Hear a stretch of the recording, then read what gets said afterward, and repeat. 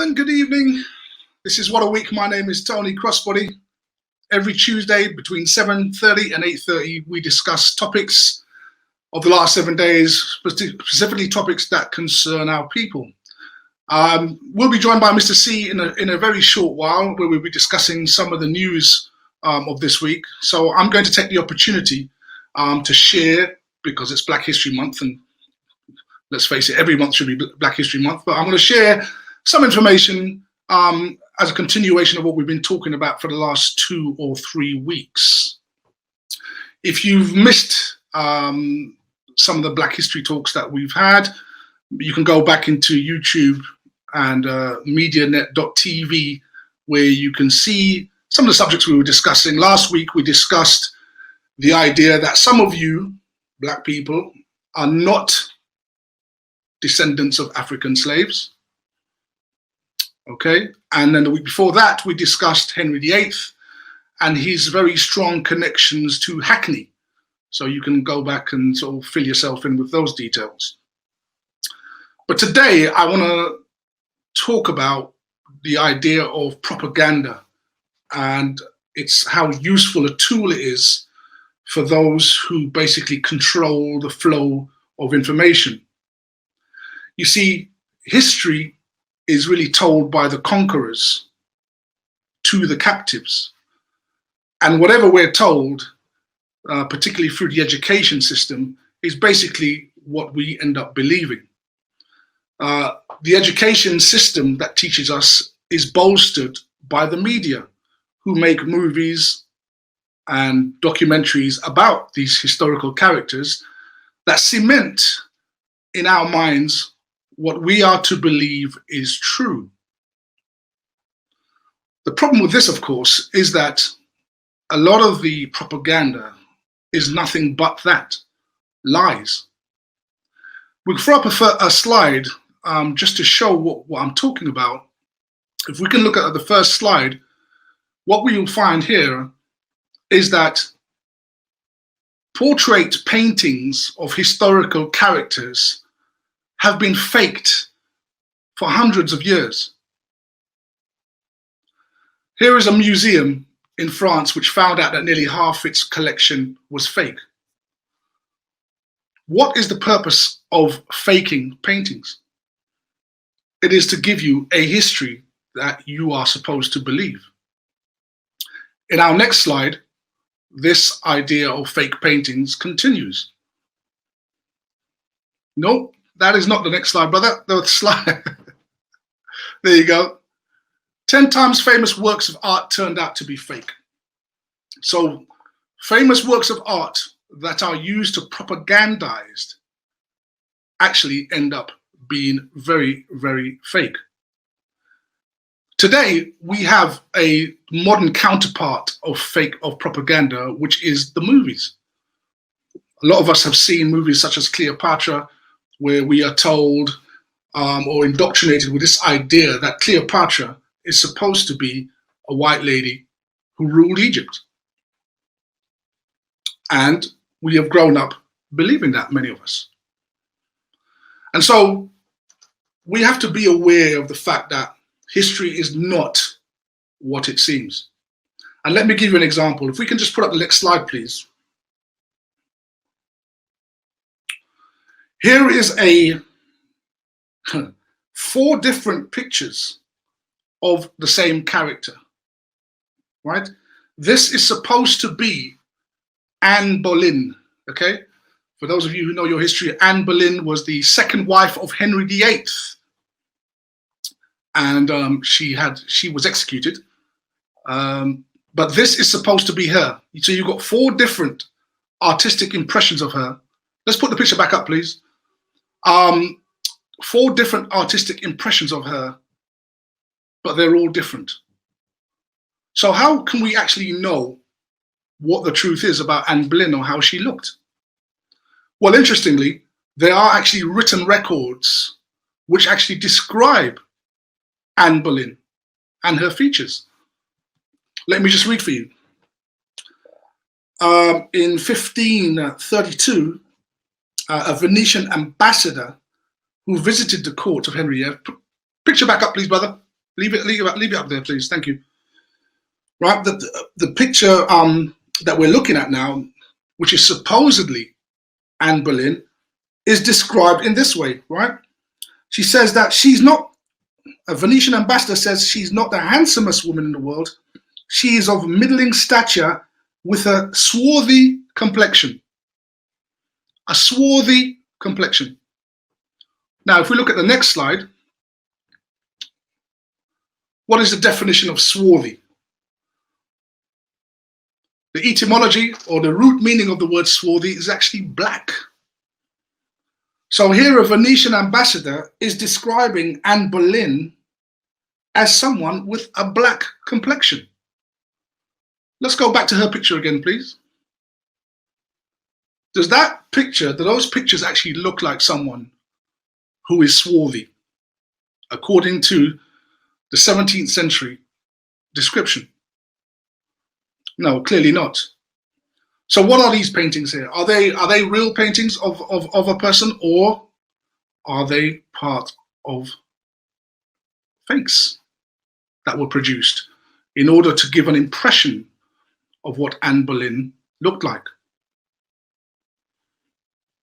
Now, Anne Boleyn, as I just pointed out a few moments ago, was the wife of Henry VIII. Let's have a look at his picture a second.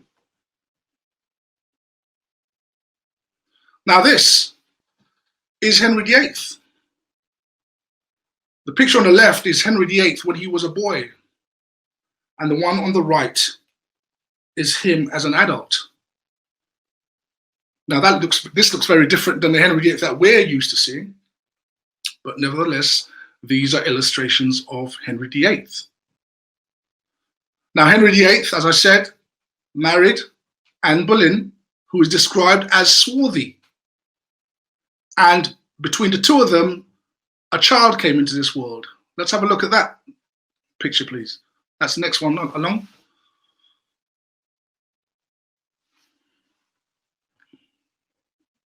So that was Anne Boleyn. Go on, carry on. Next one. Nope, that's not the one, brother. That's the one with that's it. There you go. So if you look at this picture here, on the right-hand side, we have King Henry VIII, and at the top, Anne Boleyn, and they had a child called Queen Elizabeth I. Ooh, Queen Elizabeth I. So we have a king of color. We have a woman described as being swarthy or black. And between them, they have a child who they name Elizabeth, who becomes Elizabeth I, one of the most celebrated queens of England. So what's going on here? What have we been taught in school? What have we been taught in the movies? What have we been taught through the documentaries? Haven't we been taught that all these characters, all the characters that have sat on a British throne are white? Furthermore, how is Queen Elizabeth I described? Let me give you a description. She is spoken of, she's spoken of as being short and ruddy in complexion. Now let's go back to that picture, brother. Go back to the picture that we just, that's it. Short and ruddy in complexion. Ruddy is basically today would be like red skin, right? Red. That's how she's described. She's also described that she was swarthy. Again, the word swarthy comes up to describe Queen Elizabeth I. So her mother is described as swarthy. Her dad is dark hair with curly hair, and she is also described as being swarthy. So isn't that interesting? And that's something that we weren't taught in school. But of course, the historians say, well, nobody actually knows what Queen Elizabeth I looks like, but she is described by those who saw her during her time as being swarthy. Her mother is spoken of as being swarthy and having a dark complexion. Let's move on. Here's another person who sat on the British throne. Many of you would know her. This article came out in The Guardian back in 2009 asking, was this Britain's first black queen? This is Charlotte, Queen Charlotte, the wife of George III. She was Queen of England between 1801 and 1818. And it's very interesting when you look at these types of articles, but because they always question, the interesting thing about it is that when they can't deny that this is a person of color, they always resort to saying, oh, well, it's because they had African ancestry. Now, why that? Why do viewers, historians often say that? They have African ancestry because in your mind, you're only supposed to associate black people with Africa. That is where all black people live, Africa.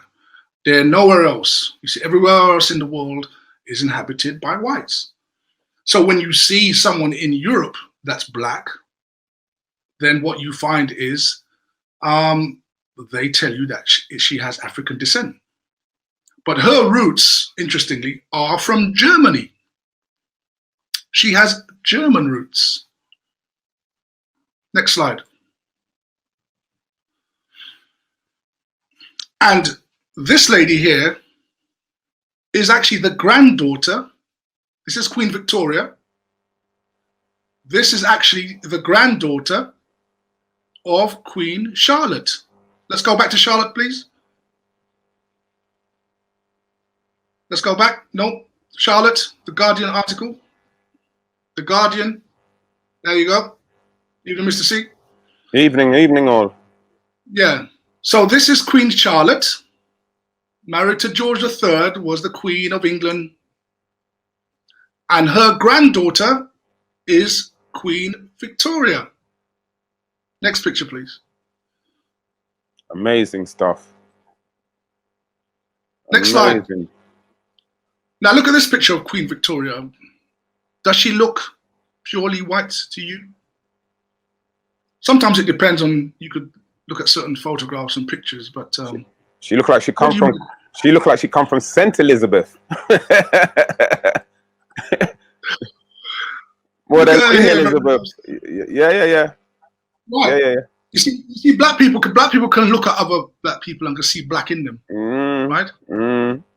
You can look at a person, no matter how white they look, you can look at some of their features and say, no, you got black in you somewhere. We just saw that she is the granddaughter, right? She is the granddaughter of Charlotte, Queen Charlotte. Okay? Now, I want to show you another picture of Queen Victoria. Let's move on. Amazing, mate. They've whitewashed their history as well. Now, look at this picture. Can you, Mr. C, what jumps out at you in this picture? Can you say the lady in the back who's saying, who's looking, saying, "Is that chicken I can smell?" Right. Now, in this picture, the lady sitting down in front of her is actually Queen Victoria. Who looks like in the picture, right? But who is this black woman in the back with the hat on? Yeah. That, ladies and gentlemen, is a lady known as Princess Victoria. No way. Of Prussia. She is Queen Victoria's granddaughter. Wow. Where did Queen Victoria get the black genes to pass on to this granddaughter that we're looking at in the picture? Wow. This picture was taken apparently at Balmoral Castle. I think it was 1881. We have another picture of her, which is actually even better. Let's move on to the next slide, please, bro. There she is. No. That's a black woman. This is Queen Victoria's granddaughter. I've seen her in the Royal Lounge. Probably. Someone who looks just like her, right? Yeah. And the thing about her, what's interesting about her is that she is the daughter, right? Her father is the emperor of what was known as Prussia, not Russia, Prussia. Prussia is basically where Germany and Poland now sit. Okay. She is the daughter of the emperor of Prussia. And what was that cat's name? Oh, goodness me, now you got me. I lost it. Don't worry, man. We just concentrate on her. She's the most important thing. Right. The thing about her and all these other characters that I'm trying to point out to everyone listening is this idea that black people have never been just limited to Africa. Mm-hmm. They have not been limited to Africa. They have been all over Europe. Last week, we saw how the original people of these islands, scientists pointed out that they were black. Cheddar Man. That his existence on these islands dated from 7,100 BC. Long before the Angles, Saxons, Jutes, and all these other characters came to Britain. So let's put that picture back up again, please, brother. So this lady is actually of indigenous German descent. Right? So, I mean, so the original Germans we're saying now are... There you go. And her grandmother, right? So in other words, her mother's mother somehow managed to make her turn black. Right? She looked very stylish there, I must admit, man. You could see that she bro. She got it going on, that princess. Yeah. Oh yeah. She was called they called her Young Vicky. Young Vicky. Yeah, because she was named after Queen Victoria. Her mother was also named Victoria, and so she was named Victoria as well. I'll tell you what, it's a shame that picture's in black and white, because I'm sure if it was in color, you would see the different colors that she had in her hair as well. Because that even looked like a kind of look back at it. That, come on, who's doing their hair like that? It's only a black woman's doing their hair like that, bro. And she got all the Coca-Cola bottle shape as well. What?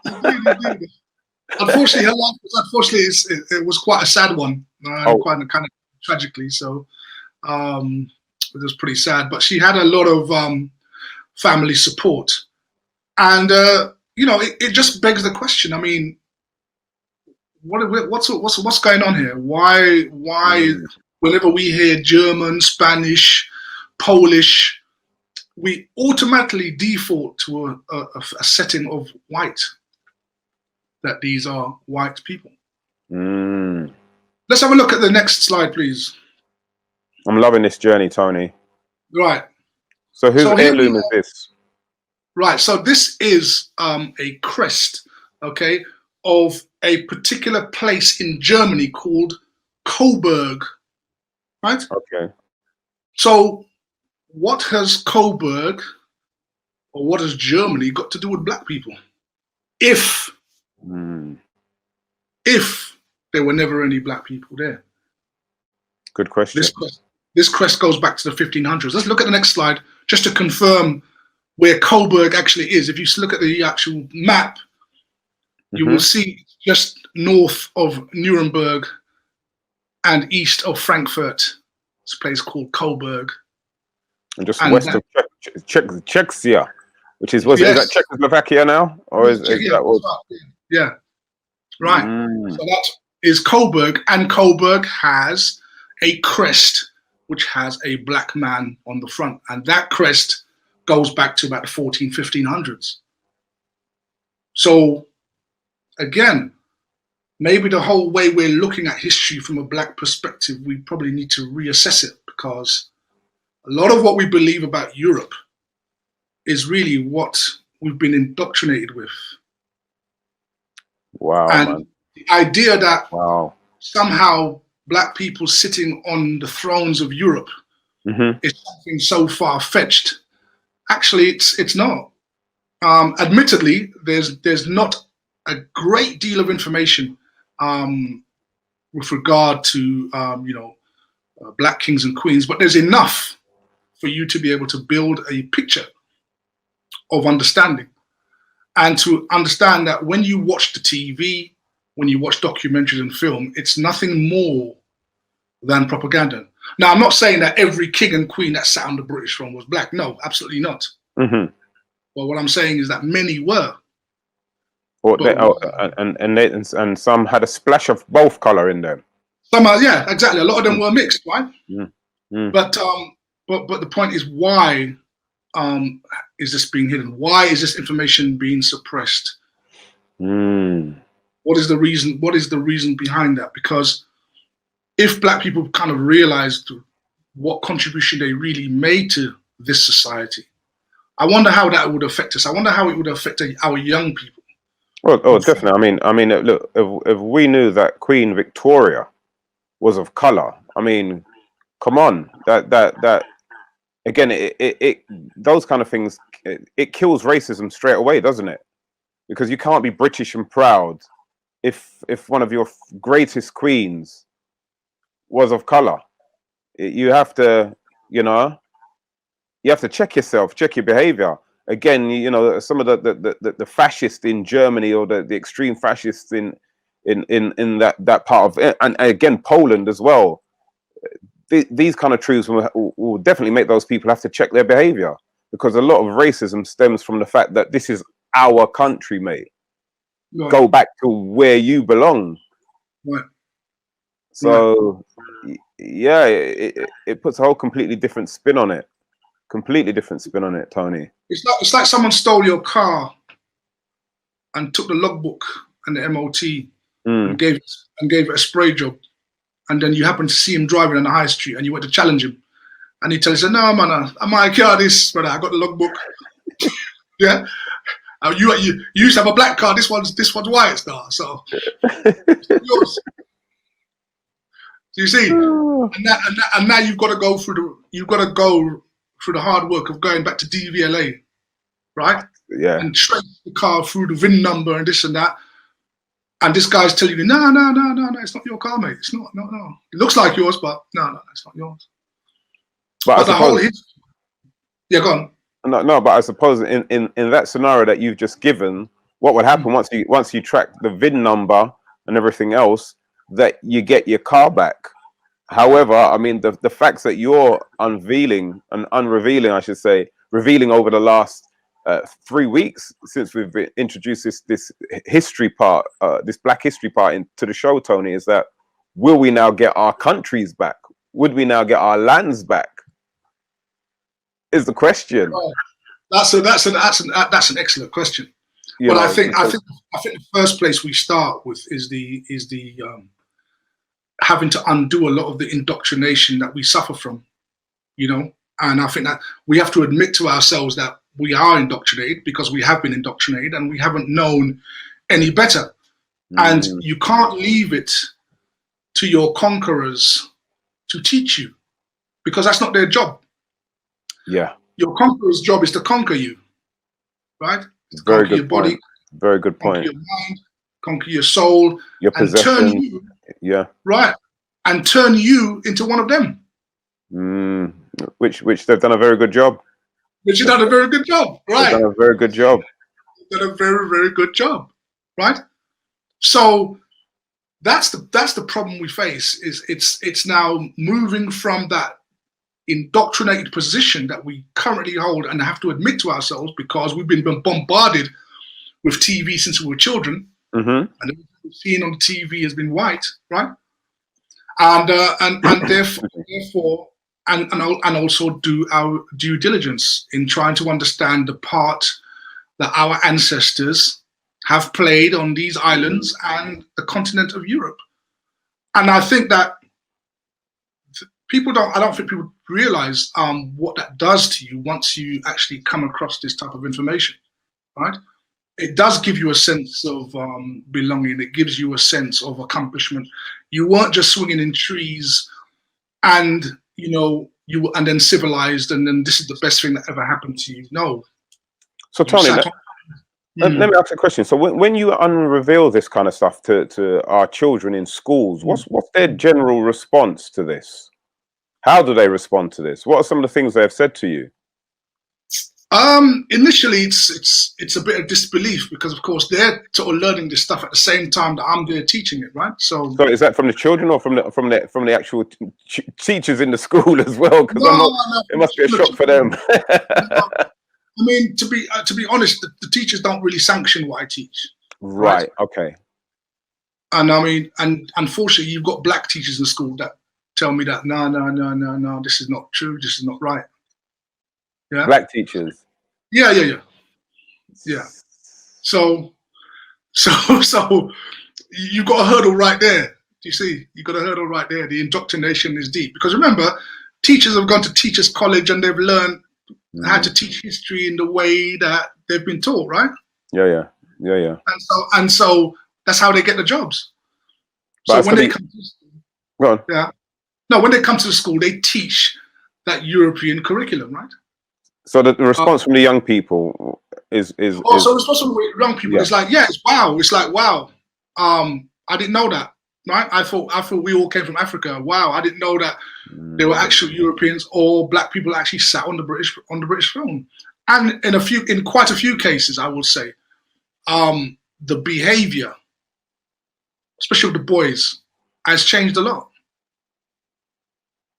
Changed a lot. That's amazing, man. Absolutely amazing. I've got letters from the school, right? Thanking me for the work, my mental work that I've done. They don't realize, of course, that it's because a lot of it's the historical stuff I teach them. But they see the results. But the results is what they're interested in, right? So turning around young youth that was going to be roadman on the street and then getting them to be serious about their work at school, serious about progressing, right? Serious about advancing themselves in their world, realizing, okay, that they actually were somebody and they are somebody. I've had letters written to me personally from the students, right? Appreciating that fact. And so I know that adults need it, right? Listen, not just children. Absolutely 100%. Tony, man, that's another nutshell. I mean, like, what you dropped about Anne Boleyn as well, because, you know, she's a character we've heard about from since we were so young, and to know that she was a woman of color, absolutely mind-blowing, bruv. Mind-blowing. You're dropping some nuggets here, so thank you so much for that.